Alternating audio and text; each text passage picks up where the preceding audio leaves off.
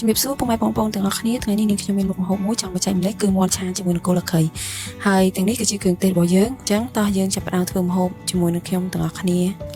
ជាដំបូងគឺយើងដាក់ខ្ទះក្តៅសិនហើយចាំយើងដាក់ប្រេងឆារបស់យើងចូលណាបងប្អូនតបមកខ្លាញ់រាងក្តៅបន្តិចក៏យើងបន្ថែមជាមួយនឹងខ្ទឹមរបស់យើង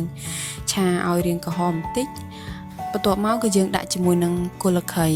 ដែលយើងបានហាន់រួចហ្នឹងណាបងប្អូនយើងឆាឲ្យរាងស្ងួតឲ្យវាដាច់ទឹកតិចទៅហើយចាំយើងដួសវាទុកដាក់ចានមួយឡែកសិនយើងចាក់ប្រេងឆាចូលក្នុងខ្ទះហើយយើងចាក់សាច់មាន់បន្ទាប់មកយើងអាចថែមជាមួយនឹងគ្រឿងផ្សំរបស់យើងមានស្ករប៊ីចេងអញ្ចឹងណាបងប្អូនដូចទៅនឹងគ្រឿងផ្សំដែលបងប្អូនបានប្រាប់ខាងដើមនៅវីដេអូយើងក៏គ្រឿងរបស់យើងជាមួយនឹងសាច់របស់យើងហ្នឹង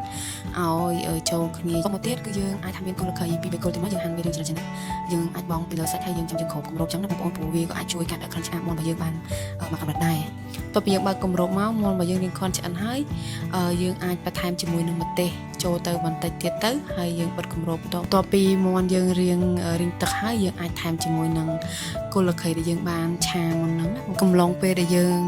ដាក់គល់លខីឆាជាមួយសាច់មាន់ហ្នឹងក៏យើងគួរតែបន្ថយភ្លើងតិចណាបងប្អូនបន្ទាប់ពីឆ្អិនហើយបងប្អូនអាចភ្លក់ថា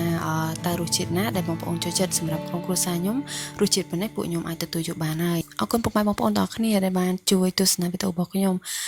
បើសិនជាពុកម៉ែបងប្អូនមានជាយោបល់អីពុកម៉ែបងប្អូនអាច comment នៅក្នុងវីដេអូរបស់នាងខ្ញុំបាន